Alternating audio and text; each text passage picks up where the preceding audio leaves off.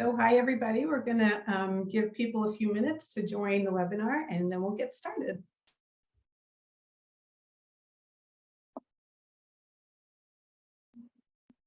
I know we had a tight turnaround between sessions, so I'll give everybody a second.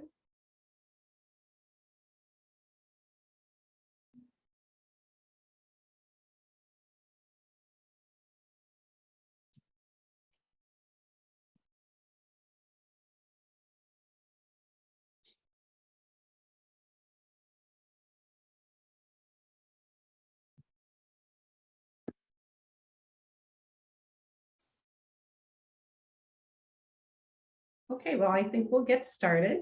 Hello and welcome to Getting Back Up, Finding Endurance in Extreme Circumstances. I'm Michelle Watson, the Volunteer Engagement Supervisor at NAMI New Hampshire, and I co-coordinate this annual conference with Kimberly Samariba. We're so happy that you've been with us throughout the day. We're really excited to welcome back Dr. Allison Roy to our conference.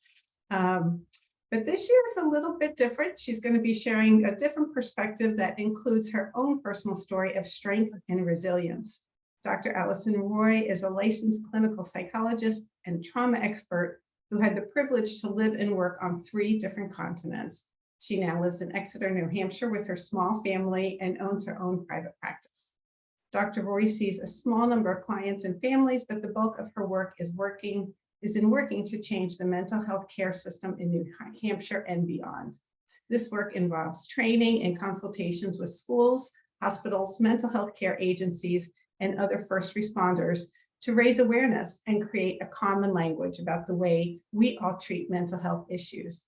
Dr. Roy is particularly passionate about working with adolescents and their grown-ups, I love that, as well as supporting caregivers across the state. Outside of work life, Dr. Roy enjoys being with her young family, hiking and training for her next ultra marathon, which we just found out is Saturday. So I'm going to stop sharing and let you introduce yourself a little bit more. Yeah, hi everybody. I'm really excited to be here again, and especially because I get to share just a different aspect of my life, which is really exciting. Kind of the intersection of my 2 worlds, really, the way that I operate in my work life and the way that I play pretty hard on the weekends and when I'm not at work. And so today is really exciting for me. And even putting together this PowerPoint, I was just saying before we started, was such a nice experience to be able to revisit this journey that I'm going to talk about today. So we're going to start, if you were able to kind of check out the before today, just the this kind of description of what I'm going to talk about, but I wanted to introduce it again. So I run ultra marathons, which is technically any distance longer than a marathon. Usually starts with about a 50K, which is a 31-mile race, and can go all the way up to the Cocodona 250, which is a 250-mile race. So this particular race that I'm going to reference today is called Bubba's Backyard Ultra. The Backyard Ultra concept, or last man standing concept, you'll see if you kind of Google it. There's races all over the world that will kind of go through this concept or this model. But what the model is you start at a certain start time. So our race started at 10 a.m. And every hour on the hour, you run a loop, a pre-designated loop in the woods. And that's the only task. It seems really simple, but you have to make it back. And whatever time you have left within that hour is yours, because then again, at the next hour, so next at 11 a.m., you toe the line again, as we say, we toe the line, and you run that loop again. And so, you keep going, you keep doing this over and over and over again. It seems like insanity, I know, but over and over and over again until you have one person left standing, the last man standing. And so this concept was very intriguing this is my husband and I in this photo. We ran this race actually together. I was just mentioning that we usually don't run races together because it's very, very hard to train at the same time. We have 3 young children. But this particular race we did run together, and this is us at the starting line. Before we start, we look all fresh and clean because this is before we started. Things got really messy after this. So So this is the race, and what I'm going to do throughout, the next half hour together is talk about the parallels or the metaphor that exists between endurance races, whether it be running or something else, and fighting with a mental health diagnosis. And I wanted to make sure I said right up front that I'm not comparing the two. It's more about a parallel or a metaphor, really what I've learned with my journey along both. And so this is what we're going to talk about today, is how I found strength with kind of creating that parallel between the two. We're gonna start here. So this crazy bunch is my crazy bunch, and what you're seeing is actually the bandstand in Exeter, New Hampshire, which is where I'm based. This is my running group, the Exeter Running Club, and we train together. So everyone's training for something different race, different distance. But we really are there to support each other. And I wanted to start here because ultra running starts with a training plan. And that training plan is usually 24 weeks. And if you do that math, it's about 6 months, which is quite a long time to be planning, training, changing your entire lifestyle for one day. You get one day, one shot at a race. And it's a long journey, and you can have your ups and downs along the way. And that was the first time I really realized that this is, just the respect I have for those that are fighting with anxiety or depression or PTSD, is that it's a long game. It's not a short game. And people say that, right? It's a marathon, not a sprint. And that's really true. And that you can ride these ups and downs, and that you can fight for 6 months and have a major setback, and how frustrating that can feel, and really finding strength within, knowing that you just picking yourself back up and pushing forward, that road cannot look so smooth. I keep getting off my slideshow. There we go. And so throughout today, you might have seen on the first slide, I mentioned flipping the wood. And so I'm gonna use pictures from the race to kind of create or highlight this metaphor. So what you see on your left is that piece of wood, and what that is it says Bubba's Backyard Ultra 2022, which is our season. CW, which means clockwise. The other side of that piece of wood says CCW, counterclockwise. So every hour on the hour, we'd all toe the line, and the race director would pick one of us to literally flip this this block of wood, and whatever way it landed was the direction we were going on the loop. So we were either going clockwise or counterclockwise. Now, it seems really simple and silly, but people got very invested in which direction we were going in, and we all definitely had a favorite. And so this was a part of the race. There was a lot of parts of the race. There's a lot of parts of fighting and treatment and mental health diagnosis that you can control. There are parts that you cannot. And it's what you do with those parts that you can't control that really informs the way you're going to go along that journey. And so I fought for 15 hours during this race. I ran for 15 hours. So that block of wood was flipped 15 times for me. There were times where I was ecstatic. I really liked the counterclockwise direction. I was a counterclockwise camp person. There were times when I was radically accepted, clockwise was flipped, and that was okay. And there were times that I was frustrated or beaten down when clockwise was flipped 3, 4, 5 times in a row, right? It's a 50-50 chance. And sometimes multiple times in a row, that direction I didn't want was flipped. And I found myself getting emotionally invested in the way that wood landed. And so I just found this to be an interesting aspect of that race, of I had to radically accept that part I could not control. The other aspect is the other side of this slide. You see a picture of what is the leaderboard of Bubba's. And so it started blank. And then as the 100 and some odd runners fell, their names went up on that leaderboard. And so at this point, when this picture was taken, there were only 13 runners left. And my husband was actually one of those runners. That's why we took this picture at this point. He was one of those runners that was left at number 13. This just, so to me, symbolizes that you are in your own race. I was in my own race. All of us were in our own race at that point. And when you're fighting against a diagnosis, you are also in your own race.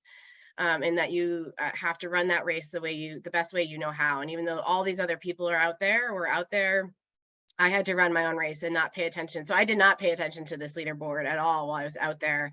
At this point, I had already been knocked out, and so I went over. I wanted to kind of document for my husband while he was out there fighting to be in his top 10 spot. This is a beautiful professional photograph from the race. You'll see a couple of those coming up. So Joe Vogel, I can absolutely give him credit afterwards, but he's a beautiful photographer. He does a lot of ultra photography, and he was there doing photography for this race. But what this shows is it's a night shot of the camp. So there's two fields, big fields, and we'll see an aerial shot of those fields in a minute. Aligning kind of the trail, and everyone camps out. So everyone's got a camper. Some people have really cool setups like camper vans. Other people like us were kind of living out of our SUV for the weekend. We had a pop-up and camp stove. And so when you come back during the hour, whatever time you have, my husband and I usually had about 10 minutes or less in between laps to go to the bathroom, to eat food, try to take care of blisters, switch sneakers if you need to, switch socks. It was wet out there. We were climbing over logs. We were going through water. So we were pretty muddy. And so in the middle of everyone's camps is this big bonfire. So that's what you see lighting up the night. And it was so darn tempting to go sit by that fire in the middle of the night, just to stop fighting and sit by that fire.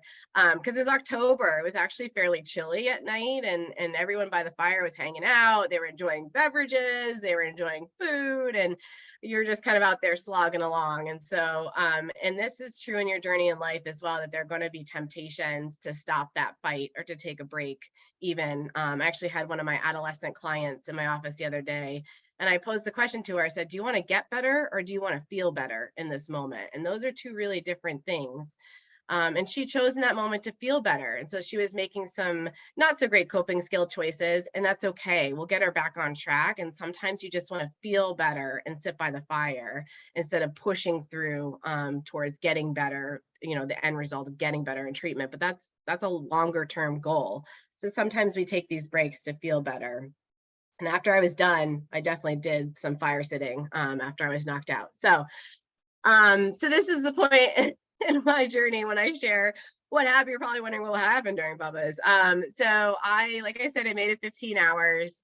And the reason I made it 15 hours, you know, my goal going into this was to go all the way. I wanted to be the last person standing. I wanted to be the first female winner. I'm pretty darn stubborn. For those of you that know me well personally, I'm very stubborn, strong-willed. It served me well in life. And so a lot of people had their money on my horse in the race. They thought, oh my gosh, if anyone can outlast people, it's Allison. She's too darn stubborn. And so what happened was, you know, you're coming in and you've got this limited amount of time in between laps. And part of ultra running, you know, training is certainly running. Obviously, you got to run a ton. But also it's about sleeping, it's about eating, it's about learning how to fuel your body when you're running. So one of the things that gets us into trouble when we're out there running for long distances is our stomach. It's actually one of the number one things that gets us into trouble. Our digestive system does not like being stressed. As we know, if we struggle with anxiety or depression, our stomach is well implicated in that. And by about 6, 7 o'clock at night, so at this point, I started at 10 a.m., right? I've been running since 10 a.m. It's now 7 o'clock at night. So I've been running for about 11 hours. And or 10 hours, I'm not doing math well, but I've been running for a really long time. And my parents, who are part of my crew, bring in pizza for the rest of the crew into camp. And what do I do when I stop during one of those breaks? So at 7 p.m., I thought, wow, that pizza looks really good. So I ate a piece of pizza, which had I practiced training with pizza? Absolutely not. This is another picture of me doing a really long mountain hike with pizza, but I had not trained running with pizza. And so it really messed with my stomach. And I stopped tolerating food, which for me is okay. And for ultra running is okay. You can live without food for quite a while. You don't really need that fuel when you're out there. But then at some point, a couple hours later, I stopped tolerating water. And that was, I knew when I could not hold down water, I knew I was in big trouble. And so I only made it another 2 laps, another 7 miles after that. And what happened was I timed out, actually. So I said to my crew, don't ever let me die in the chair, which means if I come in and I sit in a camp chair, make sure I get back up and get back out there. I want to die on the course. And so I did achieve that. I died on the course. I just came back into the finish line 30 seconds after the next lap had started. And so I came in too late. So again, along your journey, you're going to make mistakes. You're going to make misjudgments. You're going to make missteps, and they're learning points. And I think that's hopefully when we end today, you'll see how important it is to really highlight that failing, those failures, and see failure as something different than, having that negative connotation. So this is the actual trail that we were running, and you can see it's not easy. It's not smooth. It's not paved. It's not. It's twisty. It was twisty. It was turny. It was rocky. It was rooty. And I just again thought when I saw the pictures of this, I thought, what a nice metaphor for the journey of mental health. Is it's often not a straight line. It's ups, it's downs, it's really tough. And to keep pushing through this when you're stubbing your toes, or you're tripping, it's not always pretty, but the perseverance is what matters. So again, professional photo from the race. This is out on the trail. And this happens to be a quote from one of my clients who was at her lowest point. And this was recently actually, and pretty suicidal. And she said, through tears, I'm just so tired of fighting. And I thought that was such a poignant quote, because it's I don't know if we give, even myself who sits with people who are struggling every day, I don't know if I give them enough credit for how hard it is, how exhausting it is to continue that fight. And they are fighting every second of every day. Even if they look happy, even if they're having these great moments or content moments, that they are still fighting. It's still a fight, and it is exhausting. And when we reach that lowest point in our journey, how do we dig back out from that? What do we need to dig back out from that? And this picture, actually, I dug for it through the race photos. This is at one of my lower points. This is after I have already consumed the pizza. I'm not smiling. There's other race photos I'll show you where I am smiling. I am definitely at this point starting to feel the weight of that fight, and getting to my lowest point. So what do we do when we're at that lowest point in our journey? We look towards the people that are in our tribe, in our village. And this is a photo from the start of the race. You can actually see the race clock. That means there's 7 minutes left until the start of the race. It was kind of our countdown. And this is what I love about the ultra running community, is that they are so supportive. It is unlike any other running community. I started as kind of what a quote unquote call a regular runner. I ran 5Ks, 10Ks, those normal distances that the non-crazy people run. I found this ultra running community to be so different. If you trip and fall down, there's 3 or 4 people there to pick you back up. They are out there cheering you on. At one point, my headlamp died while I was out there. I ran out of batteries, and I had 3 or 4 people saying, we'll stick with you until we get back to the start and you can get a new headlamp. I mean, it was just an amazing community. It's an amazing community. And so that's one of the things I think that rallies us when we're at that low point in our journey, is the people around us, if we're willing to take that help. And we're going to talk about that right now. So you have to have this balance, and there's 2 concepts that you have to balance in order to be able to accept that help from the people around you, or to push through during your journey. And this is a picture of my husband and I during the race. Early on, you can see he doesn't even have his pack on, so that was really early on. This is later, so you can see this picture. We have our headlamps on. Again, I'm probably in the pain cave, as we call it at this point. I'm probably really kind of having a hard time already at this point. Oops. And so this is one of the words we have to balance. Resilience is one of those things. And resilience is the ability to get back up when you've been knocked down with the help of others. That's what resilience really is we have to look towards our flock, our people, our tribe, and be able to kind of reach for that outreached hand, and use that to get back up. And for some of us, this is hard. For a lot of people that are struggling with mental illness, whether it be depression, anxiety, PTSD, it is hard to be vulnerable. It is hard to be transparent about what you're dealing with. It's hard to break through that stigma, especially I work predominantly with adolescents. It's really hard for them to say, I need help, and it's okay to need help. And that's where we build resilience. There are also times when we have to use a different internal quality to get us out of that deep, dark place, and that is grit. What you're seeing in this picture, I love this picture. Again, a professional photo by Joe. And what I love about this picture is it's a drone shot of the two fields. You see everyone's cars, everyone parked camping. And what you're seeing is the trail, and we ran through the two fields, and it's at night. And so it's a slow exposure photo. And so all of our headlamps were creating this path of light. And I want this picture framed for my office. I just love it. I just love everything it means, everything it speaks for.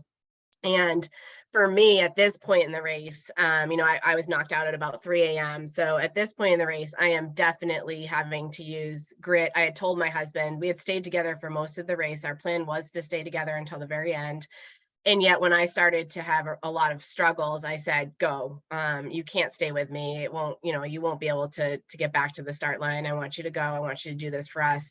And so at this point, I was really having to grind it out by myself. And grit is something you definitely need in ultra running, and you definitely need on your journey towards mental health is the ability to be really stripped down. Ultra running does a very good job of stripping you down to who you are as a human. You learn a lot about yourself when you're out there at mile 50, 60, 75, and what it means to be truly alone with your own brain, and how do you pick yourself back up? How do you push forward?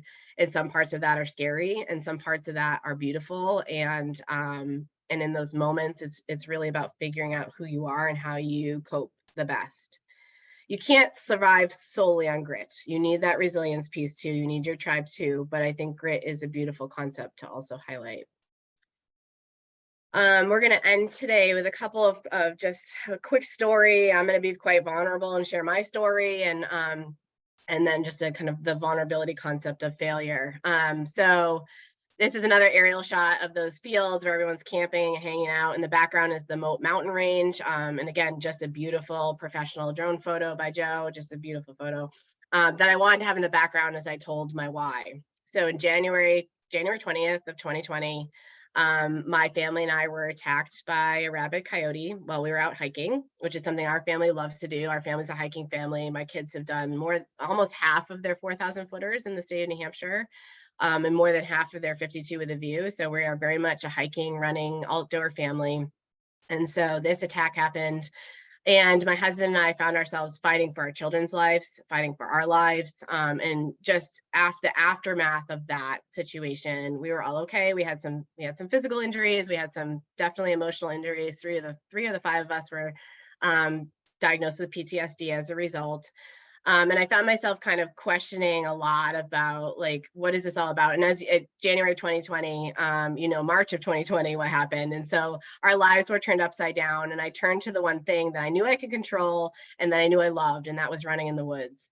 And that's how my journey to ultra running started, was really a healing journey for myself as well. So the intersection of these two things has been something that has been a part of my life for 3.5 years now, is fighting my own PTSD through the miles, through the grit, through the resilience, through my tribe, through kind of figuring out who I am and how strong I am and what I can push myself to do and what my kids can push themselves to do. And in that way has been just a really beautiful journey. And we say as ultra runners, you've got to have your why. The research has shown you can train your body up to 50 miles physically. After 50 miles, it's all mental. And so you've got to have your why while you're out there to push you forward. And I know that the individuals I'm privileged to work with on their mental health journey, they've got to have their why too. They've got to have their why to get themselves out of their dark place as well. So we'll end with this concept of failure, which seems like a weird place to end in a conference of hope, but failure gives us so much hope. And it's such a vulnerable place to be. I felt so vulnerable. I had seen myself as failing after Bubba's. I ran 54 miles and I saw that as a failure. I wanted to be the last person standing. And so my inclination was to crawl in a hole and never come out. But I found the more I talked about it, I used it as an opportunity of connection and grounding, and a place to start from to really overcome and figure out what my next journey was going to look like. But I wanted to make sure I highlighted, I work so much with parents and caregivers. I'm a parent myself. And the more that we can find ways to be vulnerable with young people, the more we can model that for them. And failure is such a beautiful opportunity to be able to say, I did this, I wasn't successful, but I was successful in the way of I put myself out there, I tried something really hard, and I learned so much. And to see that as a point of connection is so very important, and something I definitely learned from this journey. Again, another race photo. This is lap one, so I was pretty happy at this point. I was really pumped to be out there. You can see everyone behind me looks pretty happy, but just a really cool experience to be able to have, and have not succeeded, and what did I learn from that? All right, last page, of course, and I always share my information. Please feel free to connect with me, ask me questions after today. But I also you can find me on the Wova app as well. I also wanted to share photos from picking myself back up after Bubba's. 2 weeks later, I went out and ran the Ghost Train, which is a 100-mile race in New Hampshire, and finished it. And so, as you can see, I earned my railroad nail there. So it's all along the old railroad bed, and I was pretty happy with that. There were tears of joy being shed in that picture, but so yeah, just finding ways to kind of, again, pick myself back up and say, I'm not going to have this giant pity party. I had a pity party. Don't get me wrong. I had a pity party for about an hour. I retreated to my SUV and curled into a ball. But after that, I picked myself back up. I supported and crewed my husband for the rest of his Bubba journey. And then I used that stubborn, strong-willedness of myself and got back out there 2 weeks later and said, I trained for this, I'm going to finish it, and was able to do that with support of friends and family. So I really appreciate you. I'm going to stop sharing to see if we have any quick questions. I know we're pretty much out of time, but again, feel free to reach out to me after today too. Yeah, I think everybody was too, focused on your presentation to add anything new. For those of you that didn't look in the Whova app, there had already been quite the conversation going on. There were 3 great questions, but it is such an analogy to what our families deal with all the time and individuals deal with all the time. And I love that you shared your vulnerability and that you crawled up into that ball. And, it's important to be able to do that, right? Yes. And Yes. And when we see individuals who struggle do that, it's not that they've given up, it's that they need a minute. And how do we encourage them to keep going and validate their experience? And that validate first and then encourage to keep going. Yeah. So I just encourage everybody to continue that conversation in the app. And I'm just going to bring up my, and if you have any other quick things you want to share while I bring up my final slides, feel free. So I do want to thank our sponsors, Janssen, our education sponsor. This allowed us to have this conference free for everybody. It's just been an amazing day.